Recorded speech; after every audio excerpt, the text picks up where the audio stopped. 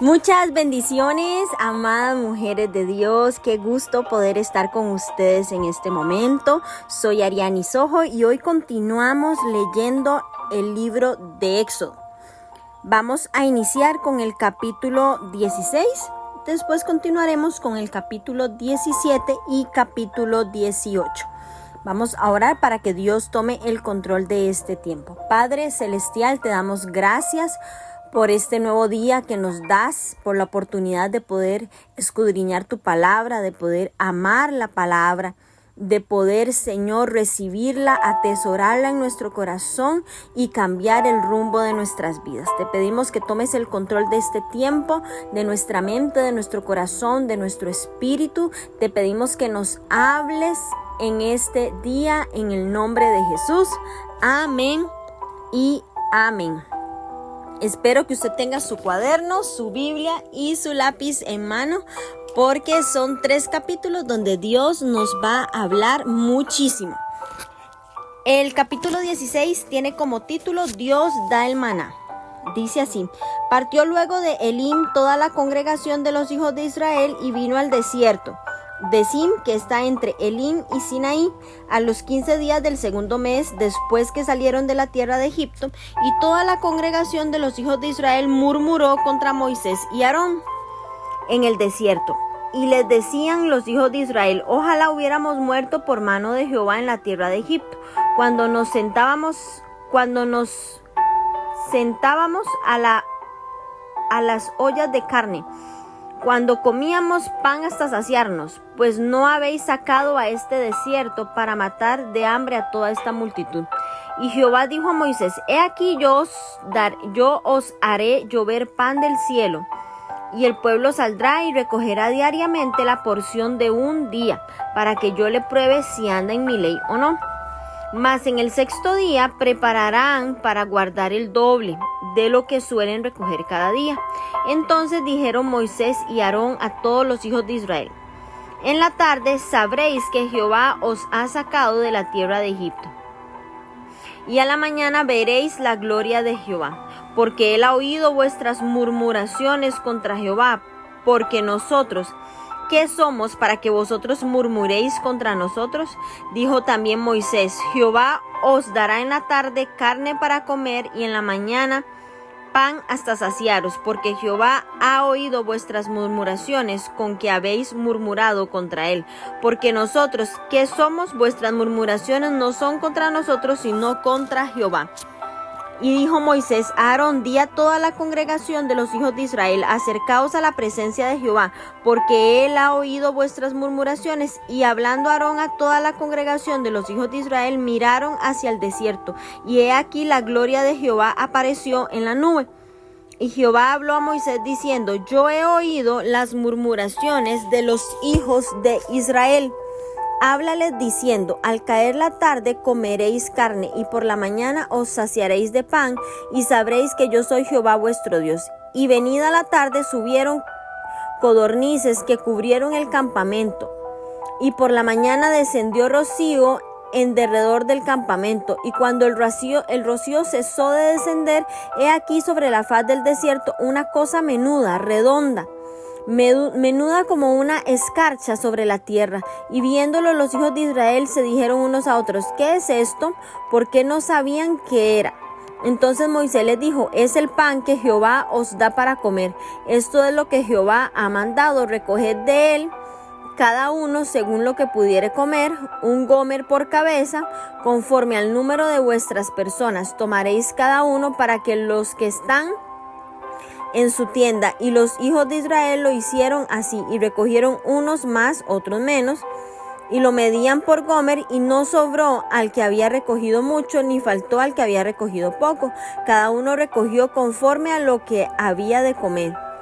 Y les dijo Moisés: ninguno deje nada de ello para mañana. Mas ellos no obedecieron a Moisés, sino que algunos dejaron de ello para otro día, y crió gusanos.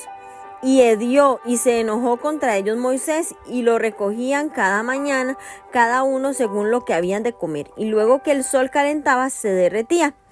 En el sexto día se recogieron doble porción de comida, 2 gómeres para cada uno, y todos los príncipes de la congregación vinieron y se hicieron saber a Moisés, y les dijo: esto es lo que ha dicho Jehová. Mañana es el santo día de reposo, el reposo consagrado a Jehová.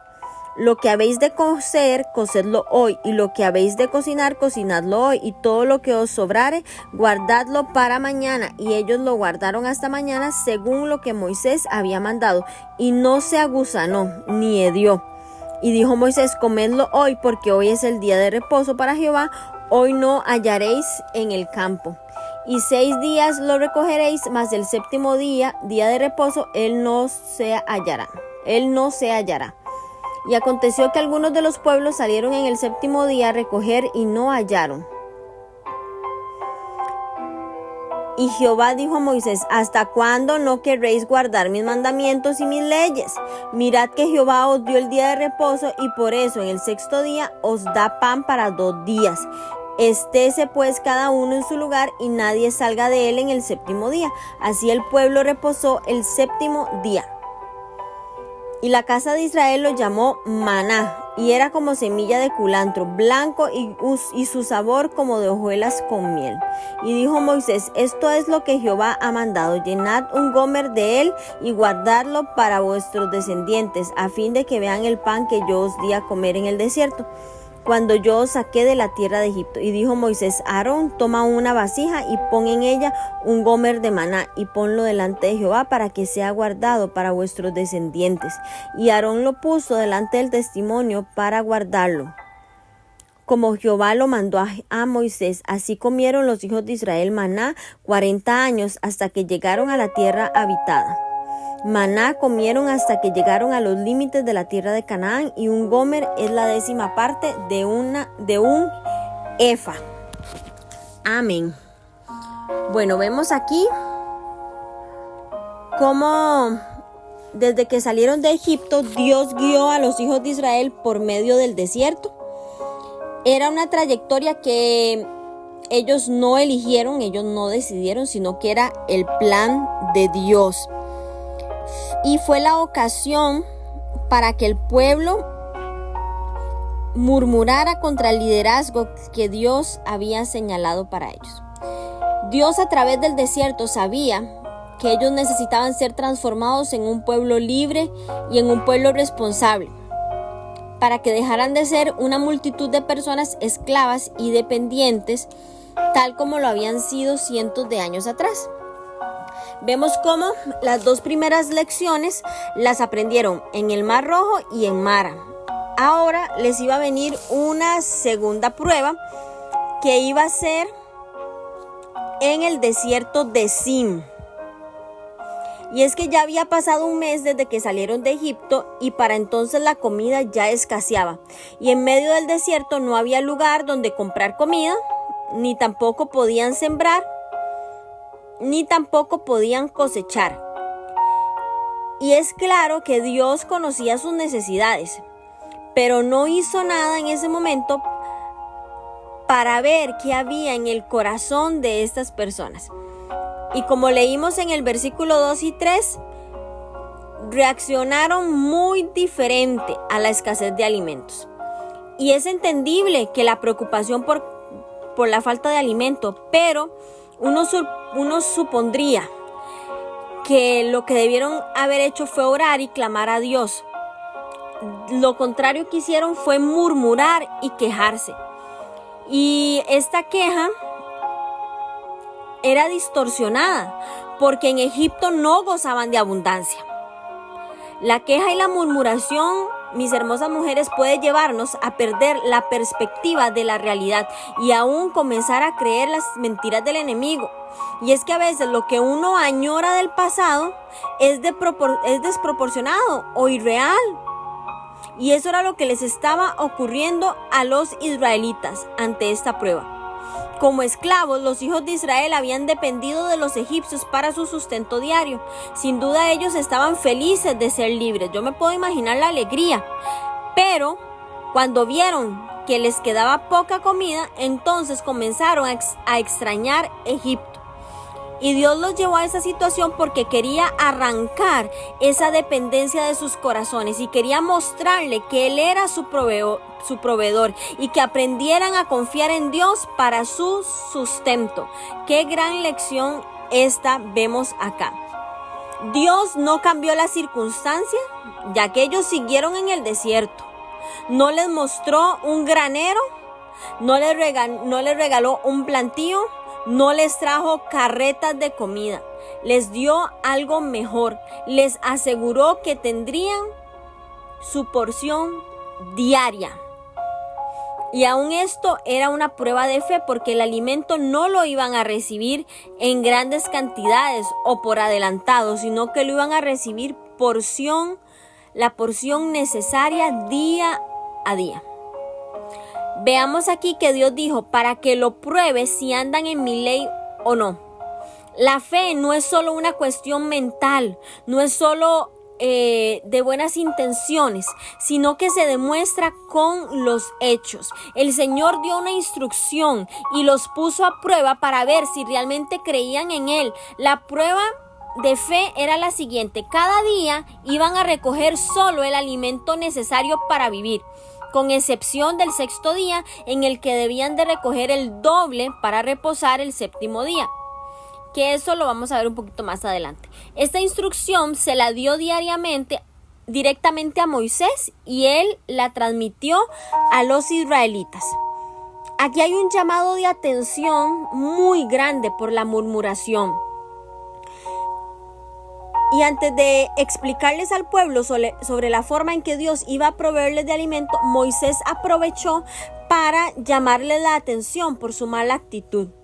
Y les hizo ver que aunque las murmuraciones iban dirigidas en contra de Moisés y Aarón, en contra de su liderazgo, en realidad contra quien estaban rebelándose era contra Dios.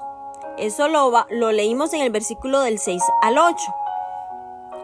Y para confirmar las palabras de Moisés, Dios manifiesta su presencia delante de todo el pueblo.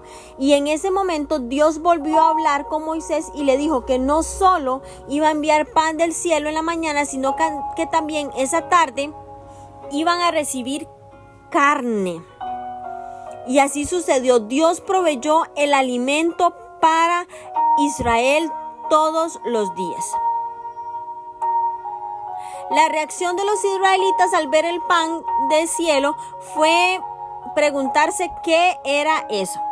En hebreo se le conoce como maná, que literalmente significa ¿qué es esto? Muy creativos los israelitas al poner nombre. No era un alimento natural, sino mandado del cielo. Nunca se había visto algo igual. Moisés describe de la siguiente manera: y la casa de Israel la llamó maná, y era como una semilla de cilantro blanco y su sabor como hojuelas con miel. Durante el tiempo que los israelitas estuvieron viajando por el desierto, ellos recibieron este pan divino día tras día. Y aunque había suficiente para todos y más, la instrucción es que solo recogieran lo que cada uno podía comer en ese día. Dios pone límites, a Dios no le gustan los excesos. Qué importante es esto también nosotros. Y es una lección grandísima también de cómo debemos cuidarnos, de no excedernos aún en los alimentos, aún con lo que comemos, las cantidades. Todas esas cosas también glorifican o no a Dios. Gomer, en hebreo Omer, significa gavilla. Un gomer es la medida promedio que una persona podía comer durante un día. Era la provisión diaria. En medidas bíblicas, un gomer era una décima del efa.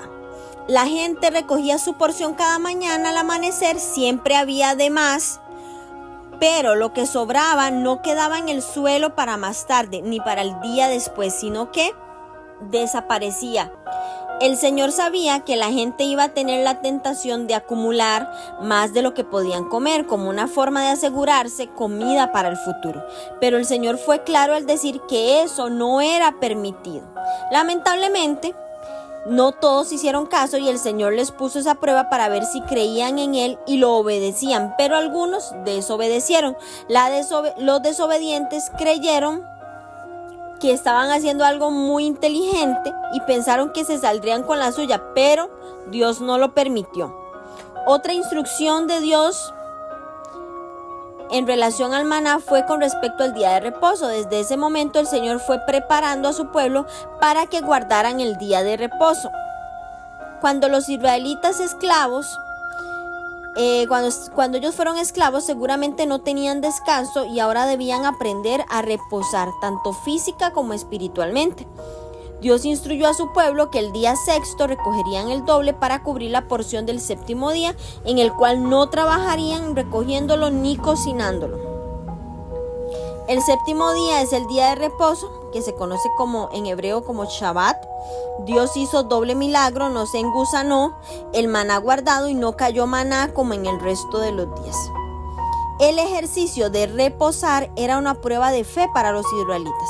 Aún en esto debían creer en Dios. Lamentablemente, no todos pasaron la prueba. Tal vez Moisés no se hubiera dado cuenta de esta falta de fe y desobediencia de algunos, pero para Dios no pasó desapercibido y se lo reclamó a Moisés.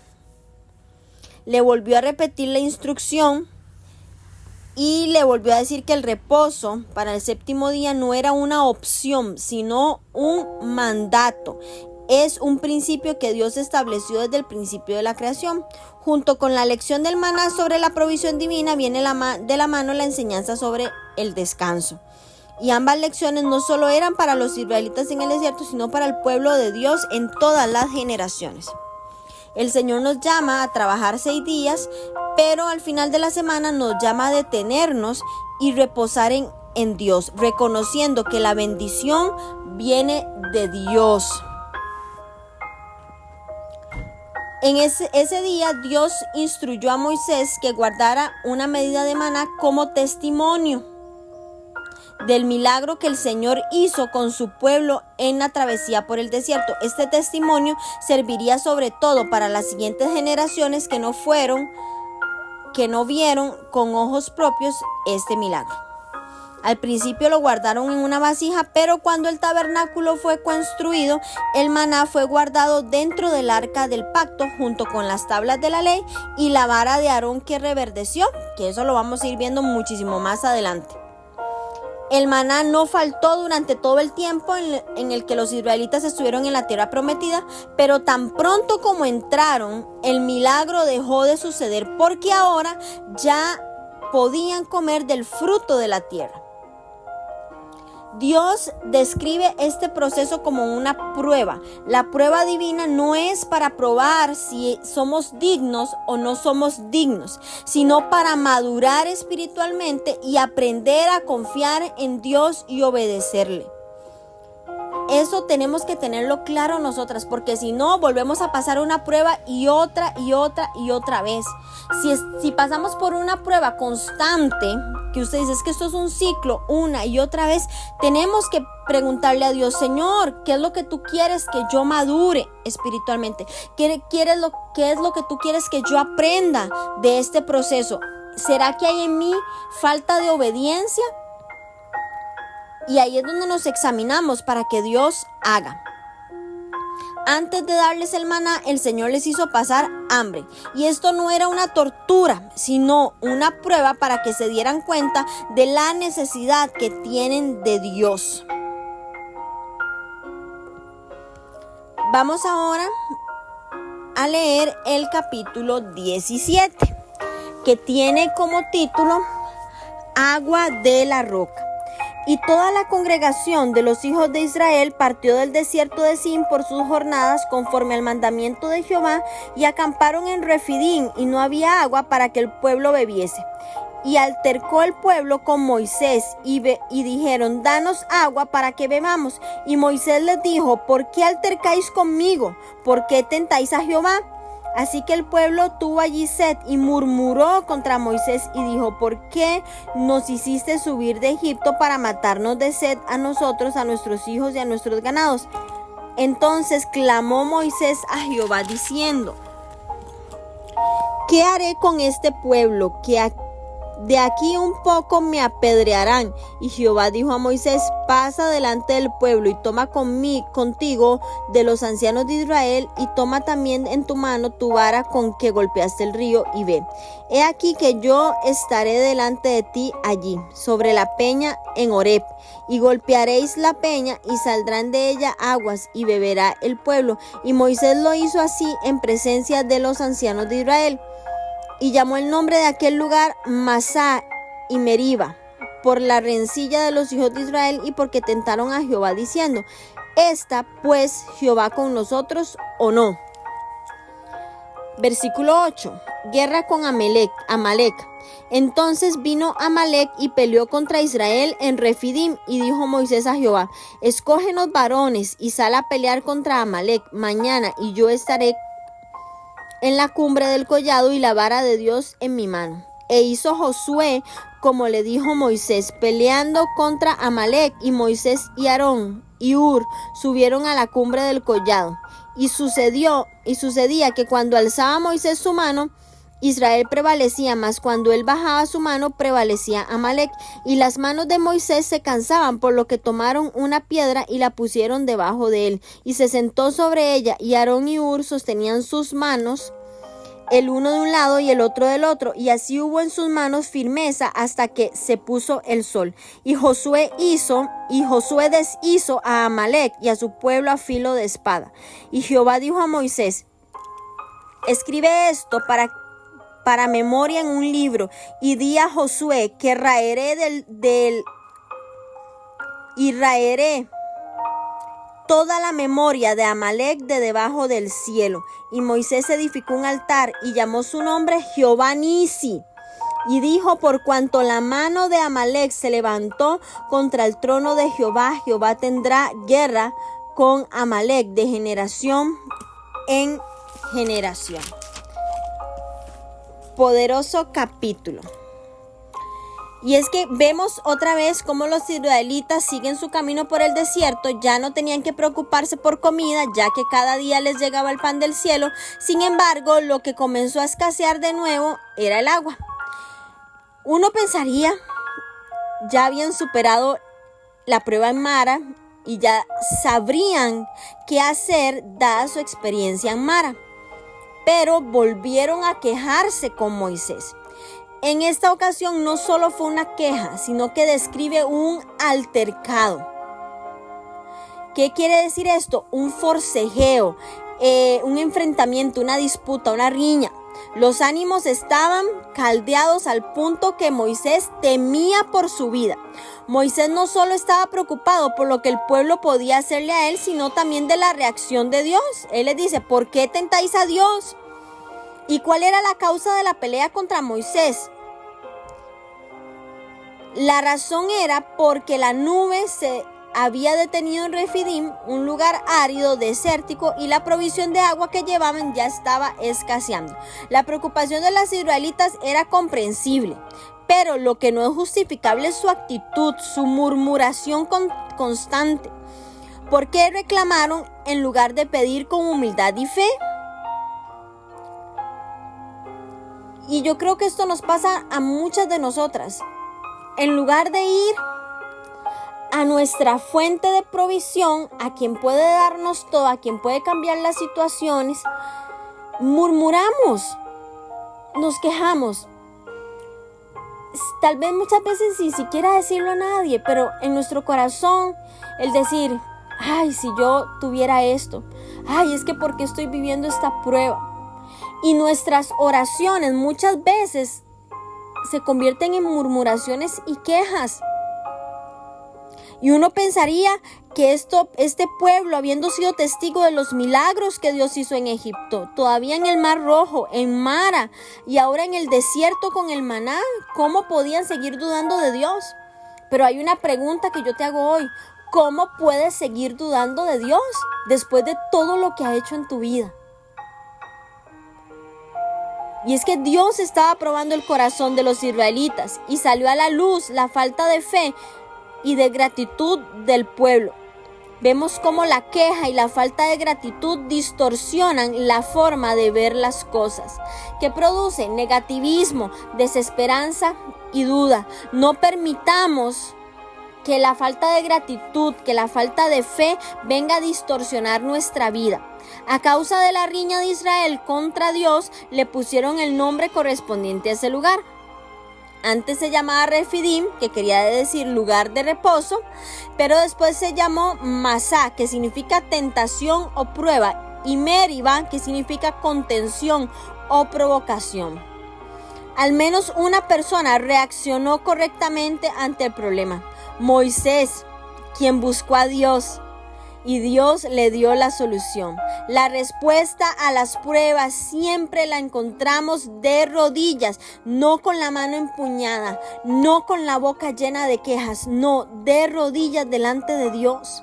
Cuando Dios le mostró a Moisés lo que debía de hacer para obtener agua para el pueblo, y es que la falta de agua en Refidim no solo era una prueba de fe, sino que también venía acompañada de una lección espiritual más profunda.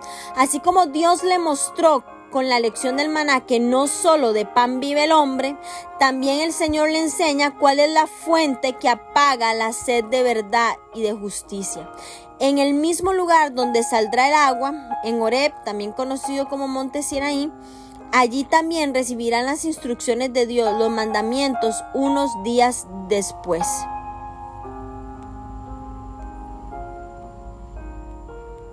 Mientras que Moisés y los líderes iban al monte Horeb a sacar el agua de la roca, el resto del pueblo se quedó en Refidim esperando las noticias.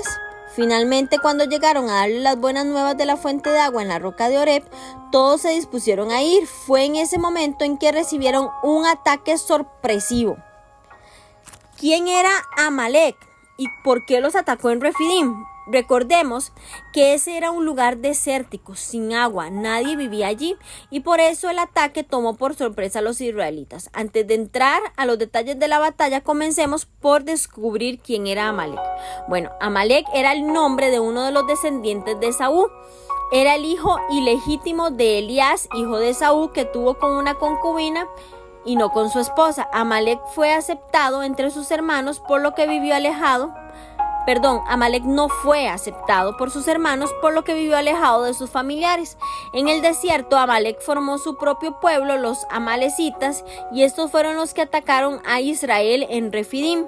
¿Y por qué los atacaron a los israelitas? Bueno, los amalecitas no tenían razón para atacar a Israel, ya que no estaban pasando por su territorio, que es en el Negev, a diferencia de las demás naciones de la región que temieron al oír los milagros de Israel que el Dios de Israel hizo a favor de ellos. Los amalecitas no tenían temor de Israel. Como su antepasado Esaú, quien menospreció su herencia espiritual, los amalecitas tenían la vista puesta en las cosas terrenales y no en las eternas. Ellos también tenían ese corazón.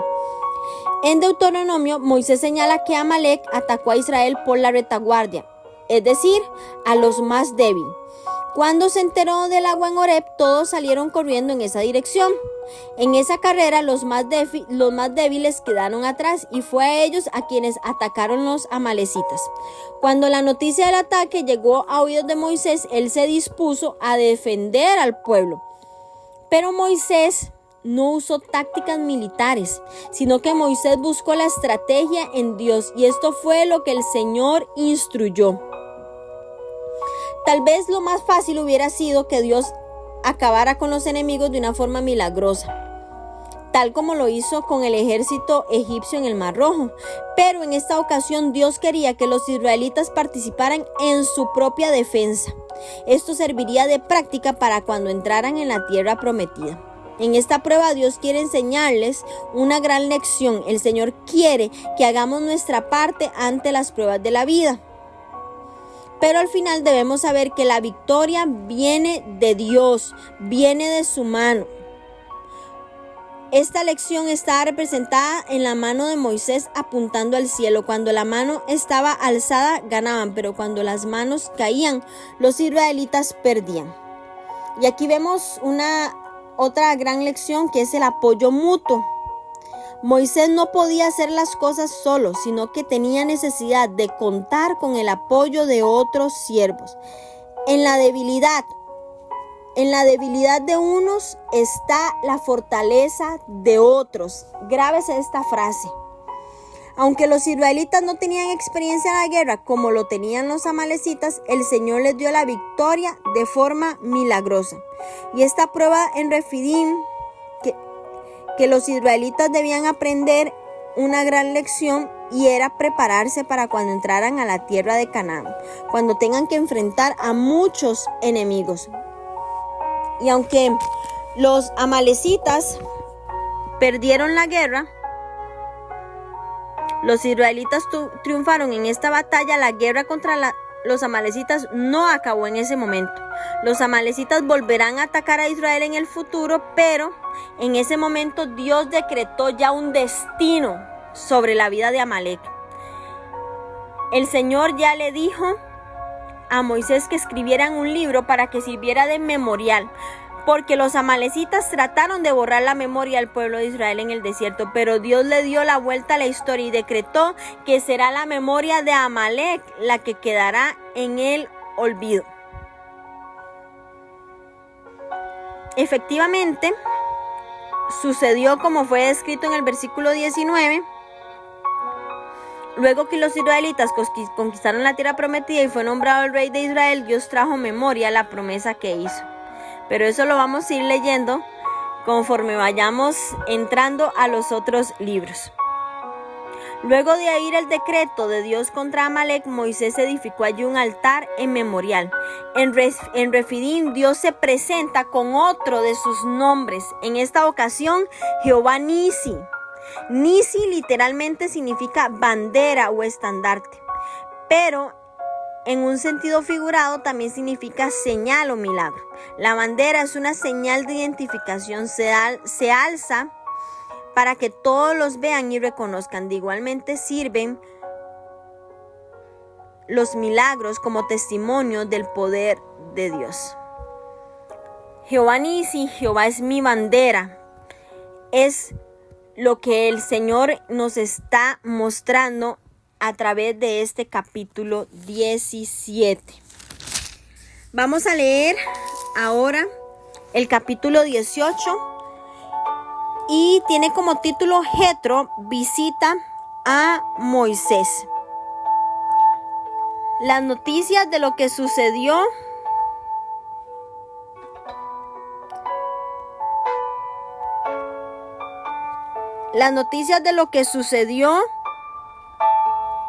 en Refidim llegaron definitivamente a muchos lugares.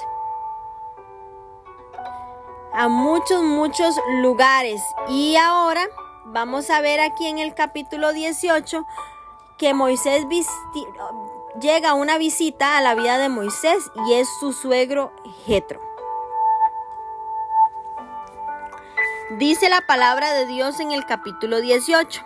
Oyó Jetro, sacerdote de Madián, suegro de Moisés, todas las cosas que Dios había hecho con Moisés y con Israel su pueblo, y cómo Jehová había sacado a Israel de Egipto. Y tomó Jetro, su suegro de Moisés, a Séfora, la mujer de Moisés, después de que él la envió, y a sus 2 hijos. El uno se llamaba Gerson, porque dijo: forastero he sido en tierra ajena, y el otro se llamaba Eliezer, porque dijo: el Dios de mi padre me ayudó y me libró de la espada de Faraón. Y Jetro, el suegro de Moisés, con los hijos y la mujer de éste, vino a Moisés en el desierto, donde estaba acampando junto al monte de Dios, y dijo a Moisés: yo, tu suegro Jetro, vengo a ti con tu mujer y sus 2 hijos con ella. Y Moisés salió a recibir su suegro y se inclinó y lo besó, y se preguntaron el uno al otro cómo estaban, y vinieron a la tienda. Y Moisés contó a su suegro todas las cosas que habían hecho Faraón y a los egipcios por amor de Israel, y todo el trabajo que había llevado el camino, y cómo los había librado Jehová. Y se alegró Jetro de todo el bien que Jehová había hecho a Israel, al haberlo librado de la mano de los egipcios. Y Jetro dijo: bendito sea Jehová, que os libró de la mano de los egipcios y de la mano de Faraón, y los libró y que libró al pueblo de la mano de los egipcios. Ahora conozco que Jehová es más grande que todos los dioses, porque en lo que se ensorbecieron prevaleció contra ellos. Y tomó Jetro, suegro de Moisés, holocausto y sacrificó para Dios, y vino Aarón y los ancianos de Israel para comer con el suegro de Moisés delante de Dios.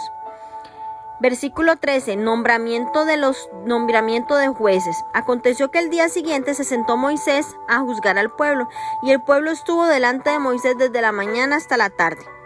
Viendo el suegro de Moisés todo lo que hacía con el pueblo, dijo: ¿Qué es esto que haces tú con el pueblo? ¿Por qué te sientas tú solo y todo el pueblo está delante de ti desde la mañana hasta la tarde?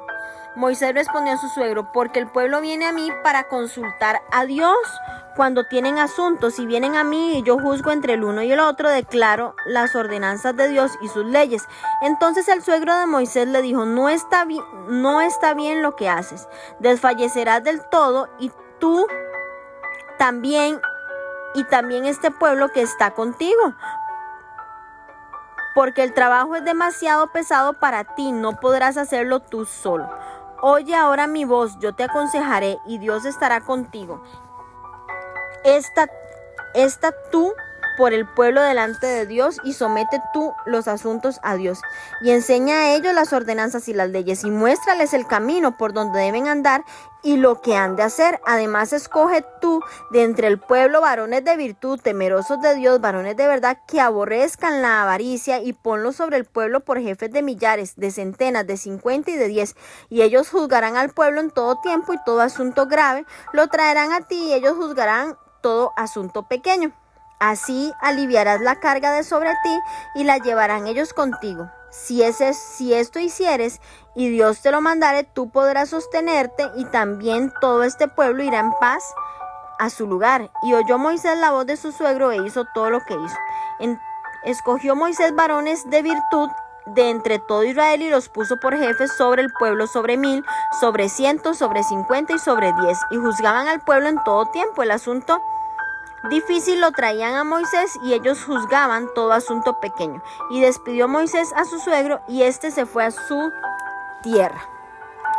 Amén. Luego del encuentro de los israelitas con Amalec en Refidim, leemos acerca de otro encuentro en el mismo sitio.